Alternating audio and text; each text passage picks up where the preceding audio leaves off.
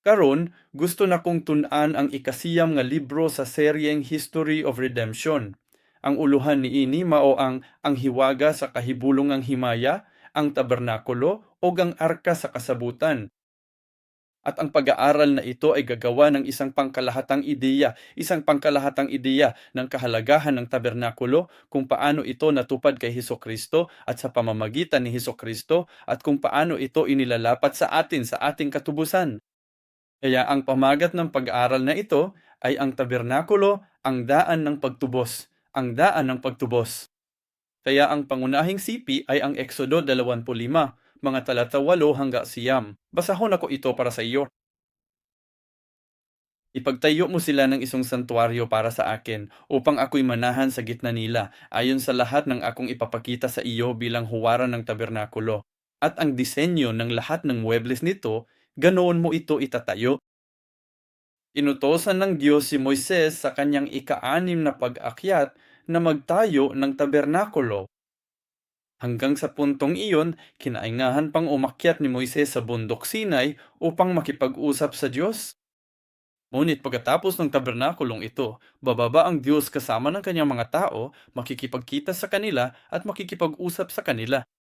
Kaya nga sinasabing Diyos, bababa ako, ngunit nais kong ipagtayo mo ako ng isang tabernakulo, isang dakong tirahan. Kaya naman, ang dalawang pangunahing salita na maaari nating tandaan dito ay santuaryo at tabernakulo. Sabing Diyos, magtayo sila ng isang santuaryo para sa akon. Ang Mikdash ay isang santuaryo. Ang Kadash o Kodesh ay nangangahulugang banal o kabanalan. At ang Mikdash ay nangangahulugang isang lugar ng kabanalan. Kabanalan? Nais ng Diyos na ang kanyang bayan ay magtayo ng isang lugar ng kabanalan upang ang Diyos ay manahan doon, upang ang Diyos ay bumaba at makasama nila. At tabernakulo, ang salitang tabernakulo ay mishkan. Ang ibig sabihin ng sakan ay magtayo ng tolda para sa paninirahan o pansamantala lamang. At ang mishkan, ito ay nangangahulugang isang lugar na tirahan, lugar na pagtatayuan ng tulda. At kapag ang tahanan ng Diyos ay natagpuan, ito ay kaluwalhatian Shekinah. May kaluwalhatan, may kabanalan, at doon nagmula ang salitang Shekinah. Kaya ito ang lugar ng tahanan at paninirahan ng Diyos. At gayon din, sinabi ng Diyos sa Exodo 25, versikulo 22, na doon, sa tabernakulo, sa itaas ng luklukan ng awa, na at siya'y makikipagkita sa kanyang mga tao at makikipag-usap sa kanila at tuturuan sila. At gayon din sa Exodo 29:43 hanggang 46, sinabi niya, maari akong manirahan sa gitna nila. Ihalad ninyo og itukod kining dapit para kanako, aron ako makapuyo ug makauban kamo didto. Kini gayod maoy mahinungdanon kaayo, kay sukat nakasala ang tawo, wala na gayod sila makaduol sa Dios. Gipahawa silang Adan ug Eva sa tanaman sa Eden. Bago ang pagbagsak, sila ay nanatili sa Diyos, nanahan kasama ng Diyos, lumakad kasama ng Diyos, at nakipag-usap sa Diyos. Ngunit pagkatapos ng pagbagsak, hindi sila nakalapit sa presensya ng Diyos. Ngunit dito, sinasabi ng Diyos, ako'y paririto at mananahan sa piling ninyo. Pupunta ako at kakausapan kita. Kaya't dalangin ko na ikaw at ako ay makapagtayo rin ng tabernakulong ito, ng templong iyon, ng espiritual na templo, kung saan tayo ay makakatagpo ng Diyos at makakapiling niya. At sa kalaunan ay inilalarawan nito ang pagdating ni Hesukristo, kapag siya ay bumaba upang manahan kasama natin, upang makipag-usap sa atin at makasama natin. Kaya sinasabi ng Diyos na itayo ito ayon sa huwarang ibinigay niya sa atin. At ang ibig sabihin niyan ay huwaran, ay isang imahe, isang anyo, isang replika, isang padron. Ipinahihiwatig nito na nais niyang gumawa kayog replika ng kung ano ang nasa kaharian ng langit. At binabanggit nito kung paano bababa si Jesus mula sa langit patungo sa lupang ito, at ipapakita sa atin kung ano ang pakiramdam ng mapunta sa langit. At kaya ito ang replika ng orihinal na templo sa langit. Ito ay isang paulit-ulit na paraan ng gawain ng Diyos sa kasaysayan ng pagtubos. Sa buong Biblia, sa buong kasaysayan ng pagtubos, pinatawag ng Diyos ang kanyang bayan at binibigyan sila ng pipan, ipinapangako sa kanila ang pagdating ng Mesiyas. At ang karaniwang bagay tungkol sa kayang gawain ng pagtubos sa pamamagitan ng kaniyang mga tao ay ang pag-uutos niya sa kanila na magtayo ng isang bagay. Halimbawa, para kay Noe, inutusan siya ng Diyos na gumawa ng arka. Kay Moises, sinabihan siya ng Diyos na itayo ang tabernakulo. Kay David ug Salomon, ang templo sa Jerusalem at iba pa. Bilang isang paunang paglalarawan, bilang isang tipo ni Jesus na darating. Ito ang sentro. Ito ay nagiging sentro ng presensya ng Diyos at ng gawain ng pagtubos ng Diyos, gawain ng kaligtasan at paghatol. Tulad ng arka ni Noe, ito ang naging sentro kung saan iniligtas ng Diyos ang kanyang mga tao at hinatulan ang mundo. Kaya sinasabi ng Diyos kay Moises na magtayo ng tabernakulo ayon sa huwarang ito. At ano ang huwaran na iyon?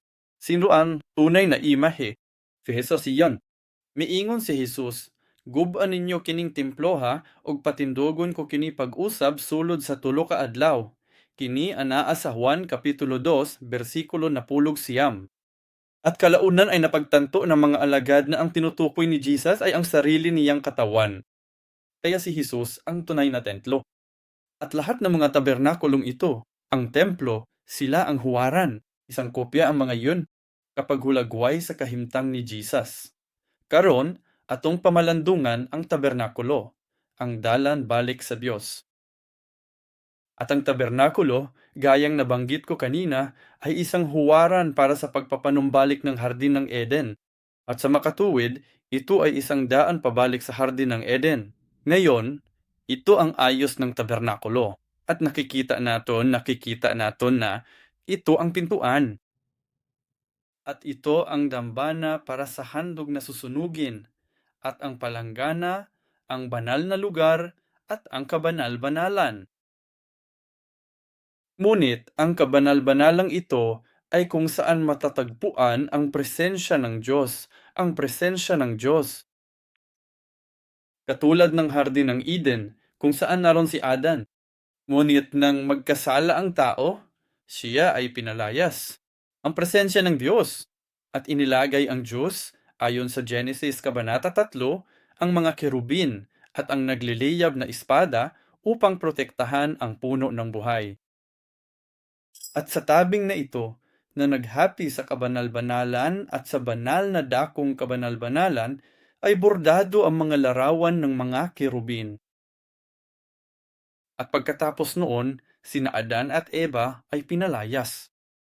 At pagkatapos, sa Genesis Kabanata 4, ang mga tao, ang mga anapo ni Adan, sina Cain at Abel, ay inutusan na mag-alay ng handog sa Diyos. Ngunit sa kaso ni Cain, nabigo siyang magbigay ng wastong handog sa Diyos, at lumayo siya sa Diyos, at lumayo siya sa harapan ng Panginoon.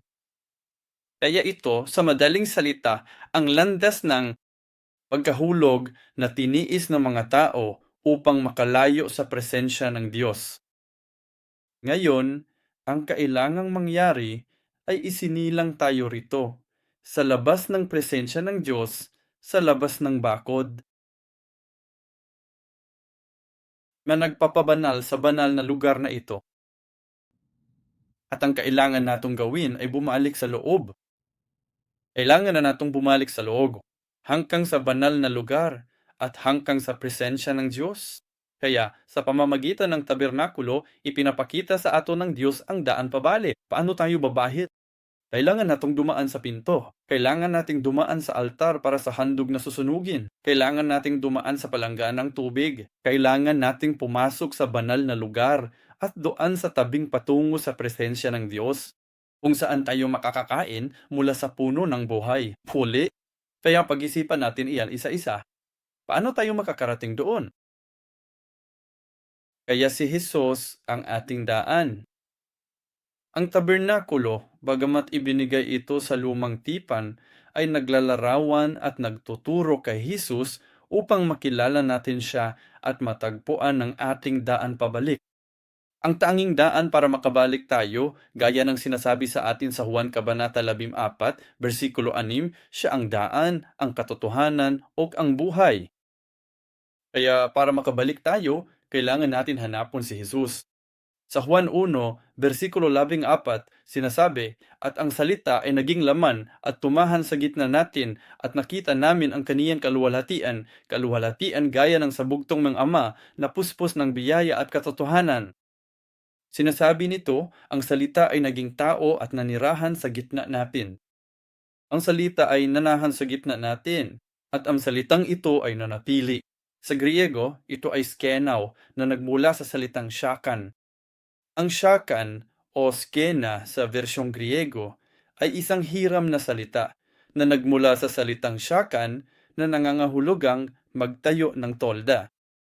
Kaya't ang salita ay naging tao at nagtayo ng tolda sa gitna natin at nanahan sa gitna natin. At kaya, mula pa sa simula, si Jesus ay inihaharap bilang ang tabernakulo na bumaba, ang presensya ng Diyos na bumaba at nagtayo ng tolda sa gitna naton. At sa tabernakulong iyon ay naroon ang kaluwalhatan at ang katotohanan. Juan 1:29. Nang makita ni Juan Bautista si Jesus, ito ang kanyang sinabi bilang pag-amin, "Narito ang kordero ng Diyos na nag-alis ng kasalanan ng sanlibutan." Ang handog na inialay sa tabernakulo ay ang kordero. At sabi niya, si Jesus ay dumating bilang kordero, kaya't siya ay dumating bilang tabernakulo. Miyani siya isip kordero. Gipaayla siya isip templo sa Juan, Kapitulo 2, versikulo 10 hangtod 8. At kahit na bilang na ang mataas na saserdote na nagbibigay ng handog para sa atin. Hebreo Kapitulo 2, Kabanata Siyam, mga talata 11 hanggang 14. Kaya isipon natin ang mga gate, ang pinto, para makalapit tayo sa Diyos. Ang unang bagay na kailangan nating daanan ay ang pintuan. Ang pintuan. May 3 pintuan sa tabernakulo. Pintuan ng looban, ang pintuan ng tolda, na isang santuaryo papasok sa banal na dakong, at ang tabing ng kabanal-banalan. Kailangan nating dumaan sa 3 pintuan ito. At sa awit 118, versikulo 19 hanggang 20, sinasabi sa aton, "Buksan ninyo sa akon ang mga pintuan ng katuwiran. Papasok ako sa pamamagitan nila. Magpapasalamat ako sa Panginoon." Ito ang pintuan ng Panginoon. Ang mga matuwid ay papasok dito. Naway makapasok tayo sa pintuang ito. Giunsa, ingon sa Isaias 26, versikulo 1-2, "Ni anang adlawa, awito ni nga kanta sa yuta sa Juda. Lig-on atong siyudad, nagbutang siya mga paril ug kuta para sa seguridad. Buksan ninyo ang napintuan upang makapasok ang matuwid na bansa, ang nananatiling tapat." Ang mga matuwid ang papasok sa mga pintuang iyon. Mateo 7:13 at 14. "Pumasok kayo sa makipot na pintuan, sapagkat maluwang ang pintuan at malapad ang daan na humahantong sa pagkawasak. Marami ang pumapasok dito, sapagkat makipot ang pintuan at makitid ang daan na patungo sa buhay at kakaunti ang nakakasumpong nito. Ilang matuwid lamang ang makakapasok sa mga pintuang ito. At sino sila? Wala tayong anumang katuwiran. Sila ang mga tumatanggap ng katuwiran mula kay Jesus sa pamamagitan sa pananampalataya at pagsisisi. Kaya si Jesus ang atong pintuan. Paano tayo makakapasok dito? Lumapit tayo kay Jesus. Sinabi ni Jesus na siya lamang ang taning pintuan ng kaligtasan. Mga Gawa, Kabanata 4, talata 12. "At walang kaligtasan sa kanino man na iba, sapagkat walay ibang pangalan sa silong ng langit na ibinigay sa mga tao na siyam dapat nating ikaligtas." Hebreo usa wala, usa 9 hangtod 2 wala, makasulod na sa bala ang dapit pinaagi sa dugo ni Jesus. Sa pamamagitan ng isang bago at buhay na daang binuksan niya para sa atin, sa pamamagitan ng tabing na kaniyang laman. Kaya si Jesus lamang, ang katawan ni Jesus na pinunit para sa atin ay parang tabing na pinunit para sa atin. Siya lang ang nag-iisang magbukas ng pinto para sa atin. At sinabi ni Jesus, "Ako ang pinto." Sa Juan Kapitulo 10, versikulo 9, "Ako ang pultahan. Kung kinsa ang musulod pinaagi kanako, maluwas siya ug musulod ug mugawas." At simunap ng pastulan, 1:14, versikulo 6, nabanggit ko na kanina, "Ako ang daan, ang katotohanan, at ang buhay. Walay sinuman ang makapunta sa Ama, kundi sa pamamagitan ko." Kaya sa pamamagitan lamang ni Jesus, tayo'y makapasok. sa harapan ng atong Ama, atong Diyos. Pangalawa, ang bukas na pinto para sa lahat ng naniniwala ay si Jesus. Si Jesus ang bukas na pinto para sa lahat ng naniwala. Bukas ang pinto para sa mga naniniwala. 1:3:16 Sapagkat gayon na lamang ang pagsinta ng Diyos sa sanlibutan, kaya't ibinigay niya ang kanyang bugtong na anak upang ang sino mang sumampalataya sa kanya ay hindi mapahamak, kundi magkaroon ng buhay na walang hanggan. Sa kabanal-banalan, ang kabanal-banalang lugar ay ang lugar ng puno ng buhay, kung saan natin matatanggap ang buhay na walang hanggan na ipinangako ng Diyos. Mga taga-Roma 10, versikulo 13, kaya't idinadalangin ko na ikaw at ako ay makapasok sa pamamagitan ni Jesus. Nawa ipahayag natin ang ating pananampalataya kay Jesus upang tayo'y makapasok. Sa labas ng tabernakulon iyon, dito sa labas ay mga lobo, mababangis na hayop, ilang, nakapapasong init na nakamamatay. Yan ang mundo ng kasalanan at kasamaan. Umasok tayo sa pamamagitan ng pagpapahayag ng ating pananampalataya kay Hesukristo. Mateo 23, versikulo 13 Alaot kamo, mga eskriba ug pariseyo, mga maot, kay inyong gisirhan ang gingharian sa langit sa mga tao. Wala kamo mosulod, ug dili ninyo pasudlon ang mga mosulod unta. Sunod, mao ang halaran sa halad sinunog. Ang ikaduhang dapit nga atong sudlan, mao ang halaran sa halad sinunog. Ug kining halaran sa halad sinunog, Exodo 7, bersikulo 1, ug himua ang halaran sa kahoyng akasya, na 5 kasiko ang gitason ug 5 kasiko ang gilaplon. Ang altar ay dapat parisukat at ang taas nito ay dapat 3 siko. Si Jesus ang naging sakripisyong pambayad sala na ibinigay sa altar ng krus. Ang altar para sa handog na susunugin ay sumisimbolo sa krus ni Hesukristo. Bakit ang krus ay isang altar para sa handog na susunugin?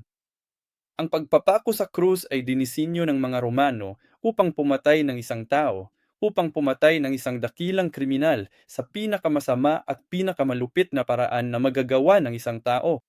Maaring isipin ang sangkatawahan. Ito ay disenyo upang magbigay ng pinakatamarang sakit, napakatinding sakit na tumatagal ng pinakamatagal hanggat maaari. Namatay si Jesus sa parehong araw, ngunit kadalasan ang mga tao ay nakabayubay sa krus at hindi namatay, nagdurusan ng hindi baba sa 3 ka araw hanggang 1 linggo o kahit 2 ka linggo. At mayroong isang tuntungan sa ilalim ng krus na kapag ang isang tao ay ibinitin sa krus, kaya niyang ilagay ang kanyang paa sa tuntungan na iyon. Dahil kapag siya ay ipinako sa krus, siya ay nasasakal. Bumibigat ang buong katawan niya at tumataas ang collarbone na nagiging dahilan para mawalan siya ng hininga. At kahit wala silang gaanong lakas, kaya nilang itulak pataas gamit ang paa para huminga. At dahil wala silang gaanong lakas, babagsak sila. At ulit-ulit nila iyon ng paulit-ulit. Hindi yung pagkasakal, hindi dahil sa pagkasamid kaya sila namamatay. At kadalasan ay ang nakapapasong init ay maraw. Na sinusunog ang mga ito sa labas at sa loob. Nagiging sanhi ito ng pagkulo ng mga organo at hindi sila nabibigyan ng tubig. Kaya namamatay sila sa uhaw at sa labas ay may ilang antas ng paso sila mula sa araw. At kalaunan ay kumukulo ang kanilang mga organo hanggang sa punto na maaaring pumutok at mamatay. At ganon handog na susunugin, at sa handog na susunugin na matatagpuan sa lumang tipan, ang handog na hain ay pinapatay. At kinukuha ang dugo. At ang ulo ay pinuputol, 4 na paa ay pinuputol, at ang tiyan ay binubuksan upang ilabas ang mga lamang loob, at ang mga ito ay sinusunog. Kaya sa krus, si Jesus, sa kaniyang ulo ay may koronang pinik. Ayokong sabihing apat na paa, pero may mga pako sa magkabilang kamay at paa niya. At pagkatapos ay tinusok si Jesus sa kanyang tagiliran at ang kanyang dugo ay tumulo pababa mula sa krus. Kaya ang pagpapako sa krus ay katulad lamang ng handog na susunugin. Kinailangan mamatay si Jesus sa krus na iyon. Kailangan mamatay ang isang hayop sa lumang tipan sa altar na ito para sa handog na susunugin sa tabernakulo upang maibigay ang pagbabayad sala. Ngunit sinabi ni Jesus, "Lumapit kayo sa akon, ako ang pintuan, duol na ako, tuohi ko, ihatag ko ang kapasaylahon sa krus." Mao kana ang gihatag ni Jesus kanato. Human niya na moadto kita sa dapit sa hugasan. Sumala sa Exodo 3:8, usa udso duha usa, si Aaron og iyang mga anak manghunaw og manghugas sa piir didto aron dili sila mamatay. Kini mahimong walay katapusang balaod alang kanyaha og sa iyang mga kaliwat sa tanang henerasyon. Kaya bago pumasok sa banal na lugar, kailangan muna silang maghugas. Si Jesus, aniya, siyang tagapagbigay ng tubig na buhay.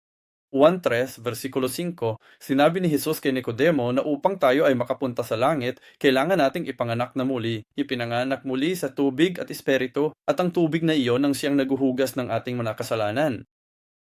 Ngunit ipinaliwanag pa ni Jesus sa Ebanghelyo ni Juan, Kabanata 4, talata 14. Nakig-istorya si Jesus sa babaeng Samaritana. Miingon siya, ang muinom sa tubig nga akong ihatag, dili na gyud pa itos. Ang gipasabot ni Jesus mao ang tubig nga walay katapusan. At pagkatapos sa Juan 7, mga talata 37 to 39, ito ay sa panahon ng kapistahan ng tabernakulo. At sa kapistahan na ito, ang mga tao ay nananalangin para sa tubig para sa buong taon. Og misulod si Jesus sa templo og miingon, sa katapusang dakong adlaw sa piyesta, mibarog si Jesus og misinggit. Kung kinsa ang giuhaw, aduol kanako og uminom. Ang motuo kanako, sumala sa kasulatan, mobugwak gikan sa iyang kasing-kasing ang mga suba sa buhing tubig. Ngunit ito'y sinalitan niya tungkol sa Espiritu, na tatanggapin ang mga sumasampalataya sa Kaniya, sapagkat ang Espiritu ay hindi pa naibibigay sapagkat si Jesus ay hindi pa niluluwalhati. Ang gipasabot ni Jesus mao ang tubig na ilang madawat gayod kung musalig sila kanya. Ang tubig nga magdala kanila aron makabaton sila kinabuning dayon. At sabi niya, ito ang Espiritu. Hapte nga, yuman madawat ang pasaylo sa atong mga sala pinaagi sa krus, kinahanglan usab nato ang banal nga espiritu.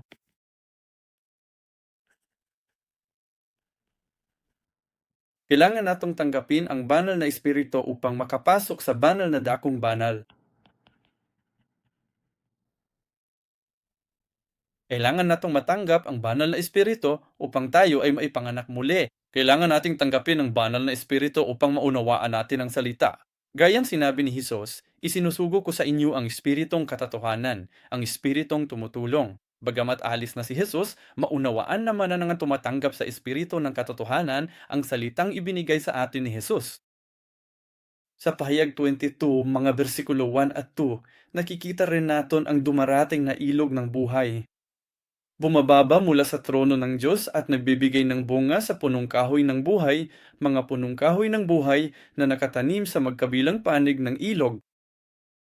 At syempre, sa templo ni Ezekiel, nakikita naton ang tubig ng buhay na umaagos mula sa santuaryo, mula mismo sa presensya ng Diyos, tulad ng ilog na umaagos mula sa hardin ng Eden at nagdilig sa buong lupa.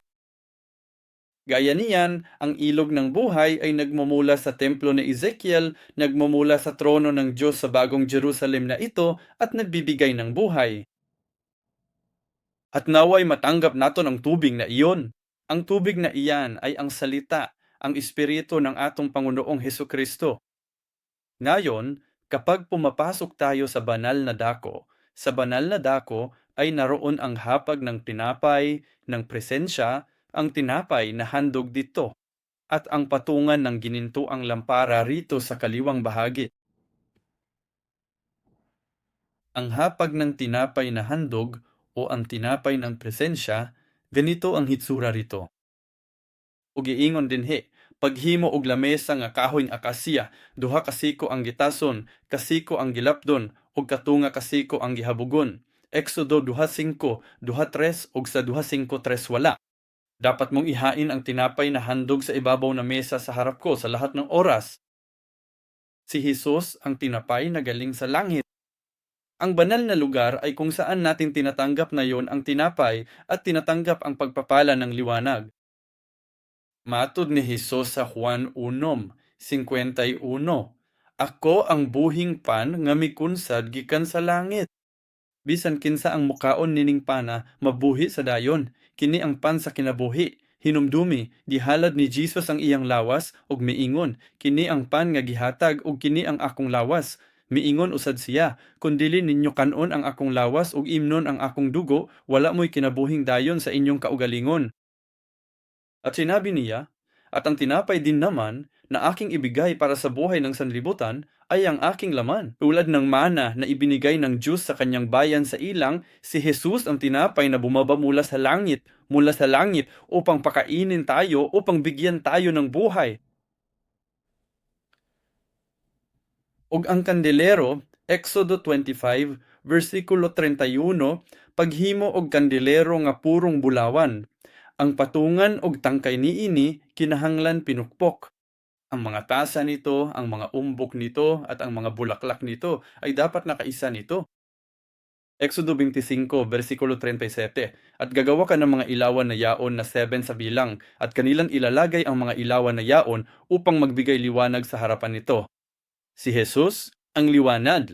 Dumating si Jesus at sa Juan Kabanata 1, talata 4, sinasabi, Nasa kanya ang buhay, at ang buhay ay siyang ilaw ng mga tao. Ang liwanag ay ang buhay na nagmumula sa langit. At ito ay isang napakahalagang tema sa Ebanghelyo, lalo na sa aklat ni Juan, na si Jesus ang liwanag sa paglikha sa Genesis. Ito ang unang bagay na nilikha. At ang liwanag na iyan ay hindi sikat ng araw, hindi natural na liwanag. Ito ang liwanag ng kaluwalhatian ng Diyos, ang liwanag ng salita ng Diyos, at ang liwanag ang nagbibigay ng buhay. Ang liwanag ay nagpapahintulot sa atin na makakita, at ito ang liwanag na nagbabago sa atin upang makaakyat sa kaharian ng langit. At sinasabi ni Jesus na siya ang ilaw ng sanlibutan. At sinasabi niya, ang sumusunod sa akon ay hindi lalakad sa kadiliman, kundi magkakaroon ng ilaw ng buhay. Ako habang ako'y nasa mundo, ako ang ilaw ng mundo. Sinabi ni Jesus kapwa sa Juan, Kabanata 8 at Juan, Kabanata 9. At pagkatapos ay ang altar ng insenso sa banal na lugar. Ang altar ng insenso. Bukod dito, gagawa ka ng isang altar na pagsusunugan ng insenso. Gagawin mo ito mula sa kahoy na akasya. At sa talata 6, ilalagay mo ang altar na ito sa harap ng tabing na malapit sa kaban ng patotoo, sa harap ng luklukan ng awa na nasa ibabaw ng kaban ng patotoo, kung saan ko makikipagkita sa iyo. Kaya ito ang pinakamalapit na may ihalintulad sa kaban ng tipan sa kabanal-banalan. At sinasabi sa atin ng pahayag, Kabanata 8, mga talata 3 at 4, na ang kamangyan na ito ay kumakatawan sa mga panalangin ng mga banal. At kaya sa dakong kabanal-banalan, sa banal na dako, mayroon tayong tinapay, at kailangan nating kainin ang tinapay upang matanggap ang buhay na iyon. Liwanag ang salitang ibinigay sa atin. Sa pasimula ay ang salita, at ang salitang iyon ay liwanag. Ito ang proseso sa ating buhay, isang yugto sa ating buhay ng pananampalataya, kung saan pagkatapos maging pinatawad sa ating mga kasalanan, naligtas, natatanggap ang banal na espiritu, naunawaan at kinakain natin ang salita ng Diyos. Kailangan natong kainin ng salita ng Diyos at unawain at maniwala sa salita ng Diyos. Pagkatapos ay maari na tayong makapasok sa dakong kabanal-banalan. Ngunit bago pumasok sa kabanal-banalan, naroon ang altar ng insenso. At ang altar na ito ng insenso ay kumakatawan sa mga panalangin sa mga banal. At pagkatapos niyan ay ang belo, Exodo 26. Versikulo 33. Isasabit mo ang lambong sa ilalim ng mga kawit at ipapasok mo ang kaban ng patotoo doon sa loob ng lambong. At ang lambong ay magsisilbing harang sa pagitan ng dakong banal at ng kabanal-banalan. Apan giablihan ni Hesus ang tabil alang kanato aron kita makasulod. Marcos kapitulo bersikulo 32 hangtod 8. Ug misingit og gusog si Hesus ug nabugto ang iyang gininghawa. Ang tabil sa templo nagisi sa duha, gikan sa taas hangtod sa ubos. Mga Hebreyo 4:16. Kaya't lumapit tayo ng may pagtitiwala sa trono ng biyaya upang tayo'y magtamo ng awa at makasumpong ng biyaya para makatulong sa oras ng pangangailangan. Makakalapit tayo sa trono ng Diyos, ang trono ng awa at biyaya, dahil si Jesus ay namatay para sa atin. Dahil nang mamatay si Jesus, napunit ang kanyang katawan, at gayon din napunit ang tabing mula itaas hanggang ibaba. At pagkatapos, sa huli, ang kaban ng tipan. Gagawa sila ng isang kaban na yari sa kahoy na akasya na 2.5 siko ang haba, 1.5 siko ang lapad, at 1.5 siko ang taas. At sa Hebreyo Kabanata Siyam, talata 4, sinasabing mayroong gintong altar ng insenso at ang kaban ng tipan ay natatakpan. Sa lahat ng panig, may ginto na sa loob ay may gintong sisidlan na naglalaman ng mana at ng tungkod ni Aaron na namulaklak sa mga tapyas ng tipan. May tatlong item sa kaban ng tipan. Una, ang ginintoang banga ng mana. Pangalawa, 2 tapyas na bato ng tipan o patotoo ang 10 utos. At pangatlo, ang tungkod ni Aaron na namulaklak. At si Jesus ang katuparan ng kaban ng tipan na ito. Siya'y ang katuparan ng tipan. At siya ang katuparan ng presensya ng Diyos at ang sentro ng pagbabayad sala. At sa tatlong bagay na ito, si Jesus ang tinapay na galing sa langit. Siya ang tunay na mana. Siya ang bumaba mula sa langit upang bigyan tayo ng buhay. Ito ay tumutukoy sa pagkakatawang tao ni Jesus. 2 tapyas na batong tipan ang kumakatawan sa kabuuan ng salitang Diyos. Si Jesus ang salita, siya ang katotohanan at biyaya, at kaya siya ang katuparan ng salita ng Diyos. Siyang salitang bumaba sa aton na nagbibigay sa aton ng buhay na walang hanggan. Ang tungkod ni Aaron na umusbong ay sumisimbolo sa muling pagkabuhay.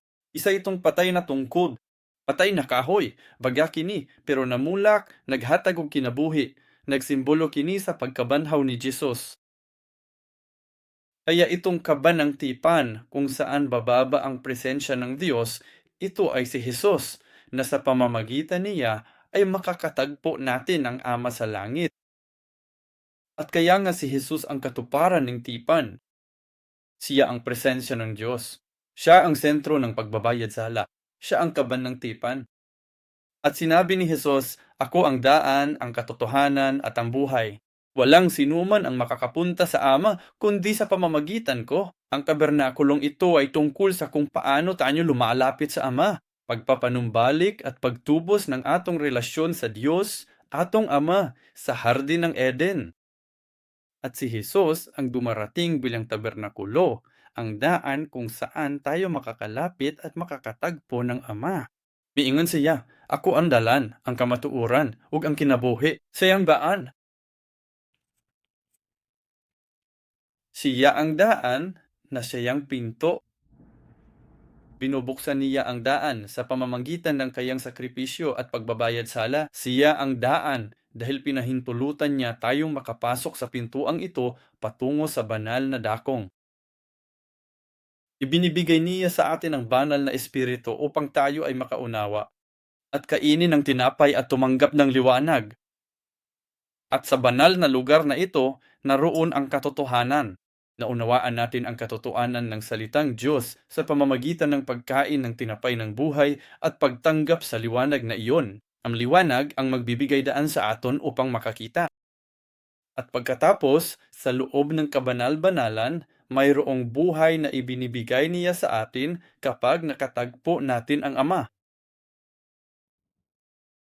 At sa gayon, si Jesus ay nagiging daan, ang katotohanan at ang buhay, at ito ang landas ng kaligtasan at katubusan. Dalangin ko na matagpuan natin ang daang ito sa pamamagitan ng salita at ni Jesus. Naway mahugasan tayo mula sa ating mga kasalanan sa pamamagitan ng dugo ni Jesus sa pamamagitan ng krus. At naway makapasok tayo sa banal na lugar. Naway ang iyong buhay at ang aming buhay ay mapunta sa banal na lugar na iyon ng pag-unawa, ang pagkain ng espiritual na tinapay at ang pagkakita sa liwanag. At sa pamamagitan ng salitang aming tinatanggap, naway itaas namin ang aming mga panalangin na umabot hanggang sa trono ng langit. At saka tayo papayagan ng Diyos na makapasok sa kanyang presensya kapag siya ay bumaba sa kanyang trono upang ibutang sa tua ang buhay na iyon. Naway makatagpo natin ang ating Ama sa pamamagitan ni Hesukristo. Manalangin tayo. Ama naming nasa langit, nagpapasalamat kami sa pagbibigay mo sa amin ng pagkakataong ito upang maunawaan namin na si Jesus ang aming daan. Si Jesus ang katotohanan at ang buhay. At sa pamamagitan ni Hesukristo, tulungan mo kaming matanggap ang kapatawaran sa aming mga kasalanan. Naway matanggap namin ang tubig na walang hanggan, ang banal na espiritu, upang maunawaan ka namin at ang iyong salita. Sana makakain na tayo ang tinapay ng buhay at tanggapin ang liwanag na iyon, ang walang hanggang liwanag na magpapakita sa atin, magbukas ng ating mga mata, at magbibigay sa atin ng buhay. At Ama, hayaan mo kaming makapasok sa iyong harapan. Naway makaharap ka namin at matanggap ang buhay na walang hanggan mula sa iyong trono. Maraming salamat po sa iyong biyaya. Maraming salamat po sa seminar na ito. At naway maraming tao ang dumate at tumanggap ng buhay sa pamamagitan ng seminar ni ito. At Ama, sa pamamagitan ng seminar na ito, tulungan mo kaming matanggap ang salitang angkop sa panahong ito na ating ginagalawan upang kami ay maging handa at handa para sa iyong bagong gawain. Salamat sa iyang biya. Ang lahat ng ito ay aming hinihiling sa banal na pangalan ng aming Panginoong Hesukristo na may pasasalamat. Amen.